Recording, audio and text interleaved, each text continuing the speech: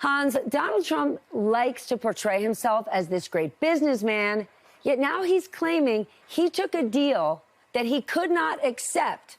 But he did accept it. And tonight he actually told the Washington Examiner, I couldn't have said no.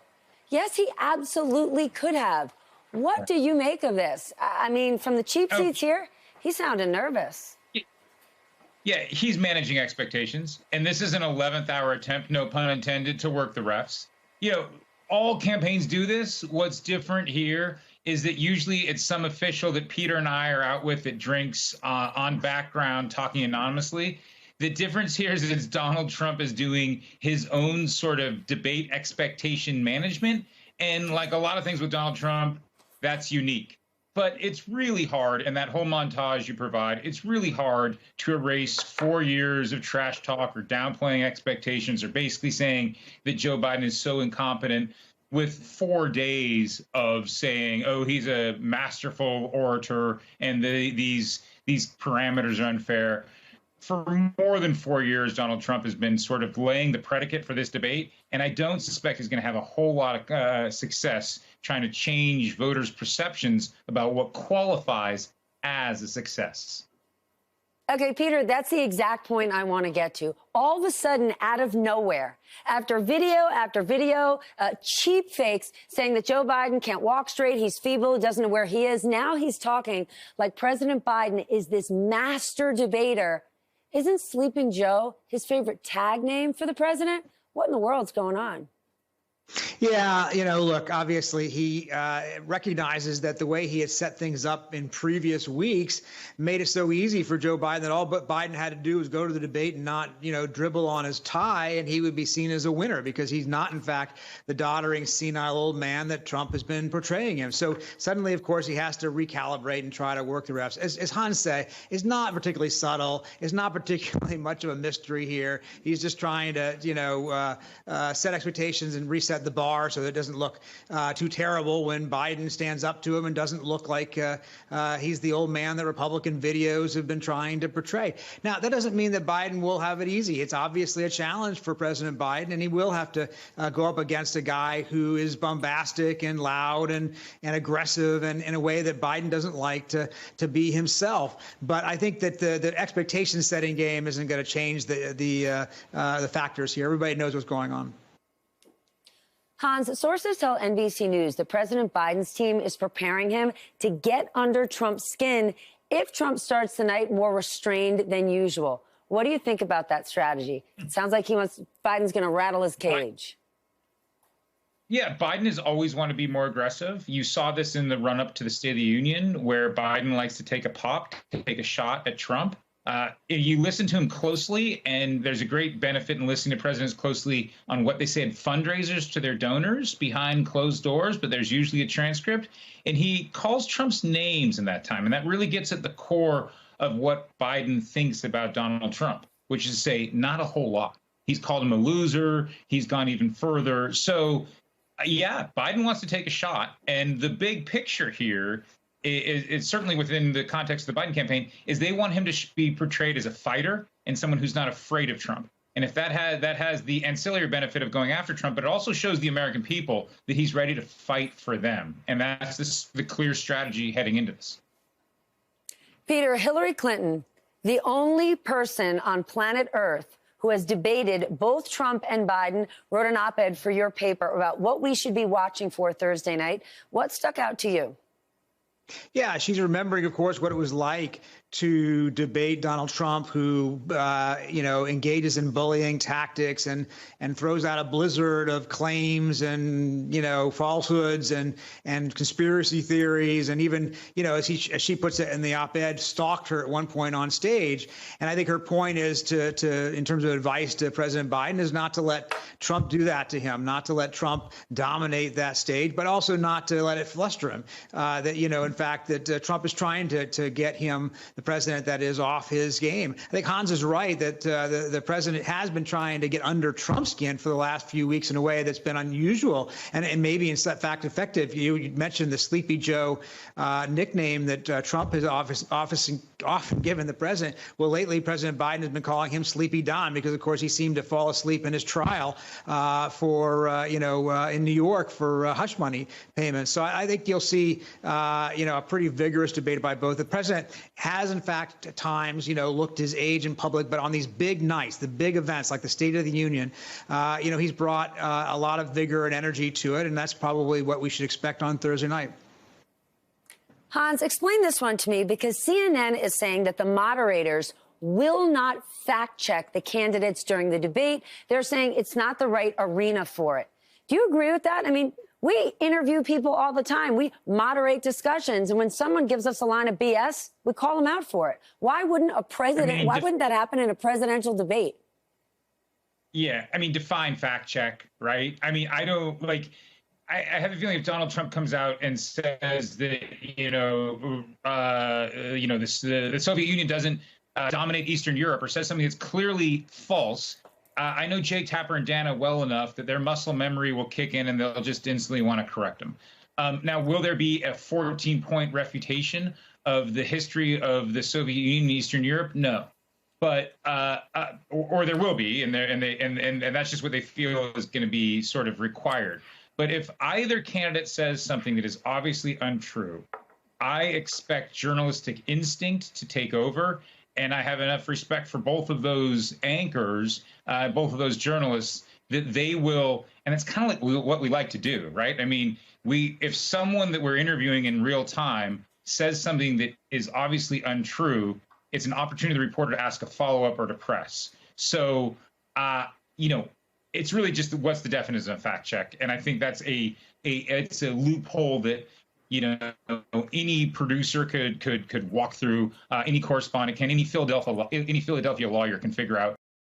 Tonight, a new warning about the stakes this November. 16 Nobel Prize-winning economists say that if former President Donald J. Trump wins, quote, his plans will reignite inflation and cause lasting harms to the global economy. And Jeffrey Sonnenfeld of Yale, who works with thousands of business leaders every year, he pointed out that the business community has not embraced the former Trump in no way, shape, or form. In fact, no one Fortune 100 CEO has donated to Trump this year.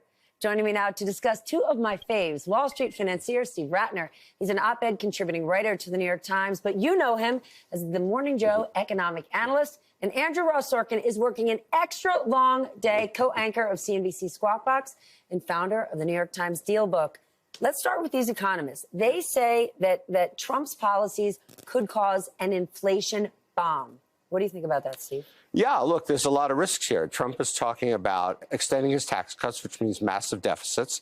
He's talking about tariffs, which add enormously to inflation. Tariffs are paid for by consumers, not by China, not by companies, as Trump would like people to think.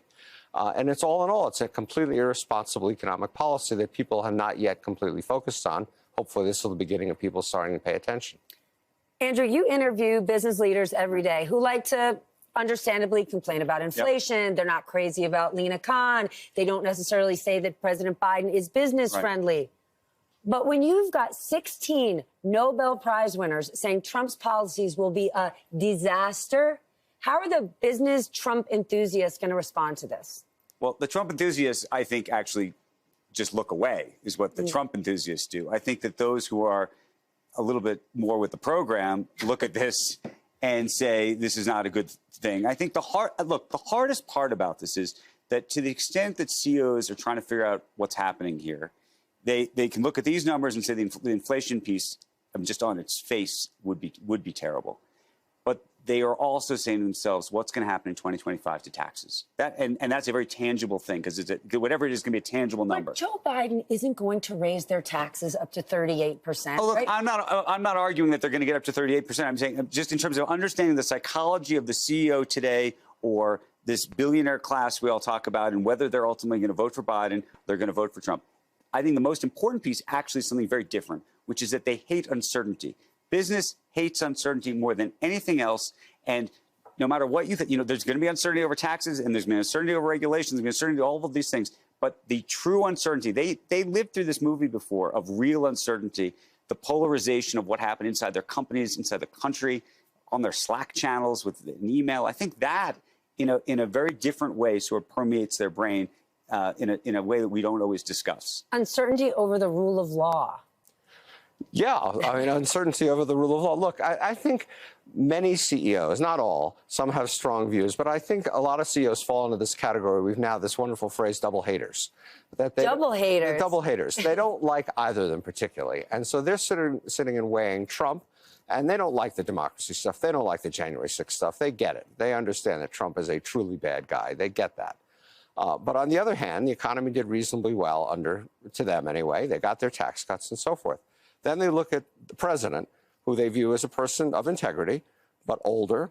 They worry about the vice president, quite frankly, and they worry about regulatory overreach, not just Lina Khan, right, but all sorts of regulatory agencies. They've all got their grievances. The crypto crowd has a grievance against the SEC, and it goes on and on like that. And so that's what they're weighing at the moment. Let's talk about this different business group, right? So this group that sort of sprung up, in Silicon Valley, the Elon Musk group, some people in the hedge fund community, you've got Bill Ackman, you've got Nelson Peltz, who are all of a sudden pro-Trump. Right. That's not a money. They don't have thousands. But for that, is that not a power story that they realize Trump is a transactional president and they've just bought themselves access to potentially the next president? I think the access piece is an important piece. But I think they have Elon Musk has this sort of what they call the woke mind virus idea as the challenge. I'm not buying into that. No, of course, President Biden and his support of electric vehicles has been damn good for his company. Yes, but he would say, so this is very interesting. And I've always thought that this was actually one of the great challenges for President Biden, which is that President Biden did not kiss the Elon Musk ring early on because he was kissing the union ring early on. And as a result, Elon took personal offense to this. This is when they were inviting you were in the auto, the auto business. They were inviting all of the automakers, the EV automakers, except for Tesla, and telling the country that these were the automakers of the future. That then, I think, actually created this very strange rift. All of these are very personal, you might even say petty issues, but I think they've almost metastasized in interesting ways. And that's why we're seeing, I think, some of this crowd go that way. You don't think? Yeah, no, I think that. I also think they believe, rightly or wrongly, that Trump will not do all the crazy stuff that he's talking about doing. Why do they think that? They just think it. They think that they're going to be enough. They forget that January 6th happened? Well, let's separate the economic stuff from the democracy stuff. They think they're going to be enough. You know better than we do. Yes. If you don't have a functioning democracy, of course, you can send your economy out the window. Of course I do. But I mean, they're just two kind of somewhat separate issues. But I think on the economic stuff, then we talk about democracy stuff, they think that Trump there'll be enough grown-ups in the room. And that if they support him now and they have that access, then they get the access. And they can talk some sense into him. But look, fundamentally, you're of course right. The democracy thing should be disqualifying. End of discussion. It should be. One of the things, though, I just want to say that's made this whole thing, we're here on TV talking about this. You're not going to see lots of CEOs talking about their support for Biden. I think that's actually an important thing to think about. I think that right now, CEOs who think they support Biden, either, I don't want to say they've been bullied per se, but have been bullied into silence. They're saying to themselves, A, it's very possible Trump wins, and if he wins, we don't want to be seen as being on the other side of him. And I think that in terms of the dynamic which is going to play out in the public over the next several months, you're going to see stories. Our CEOs or businesses supporting Biden or Trump. I don't think you're going to see big-name CEOs publicly championing Biden. I think it's a lot easier for some people to publicly champion Trump. Nor should they. It's not their job to do so. You're also not going to see, I don't think, big public company CEOs publicly champion Trump. I agree. The days I used to do business outreach, and we used to get in 2000, 2004, we'd get a bunch of CEOs to come out for Clinton, come out for Kerry, and so forth. Those days are over. Sitting public company CEOs cannot take public sides in this. But the Elon Musk and the Ackmans and these other his own thing, yeah. Okay, I want to talk about immigration because one would think that immigration would be a topic that CEOs or the Business Roundtable or other business organizations Tim Cook was, by the way, asking about it at the Business Roundtable meeting with Jeff Zients. Tim Cook was. Yes. I myself have said to the Business Roundtable, isn't this something that the BRT should talk more about, right? comprehensive, expansive legal immigration, given the labor shortage that we have, given that we've got these massive infrastructure projects and we are going to need manpower, shouldn't the business community, if there's something they're going to weigh on, it be this? Sure, but again, you're dealing with kind of almost a third rail issue, right? The country is so polarized over immigration, absolute extremes, and oddly, absolute extremes, that I think my guess is the business community has said, we don't need to weigh in on this right this minute. I think they're very, and even I think Tim Cook's interest is more focused on dreamers necessarily than the sort of larger issue. I don't want to put words in his mouth. I don't know, but I think that the CEO community, would very much love to talk about, stapling a green card to a diploma in the U.S. But I don't know if they really want to talk about what's happening at the border. You both, but isn't this something? They've got a labor shortage. They have hiring to do.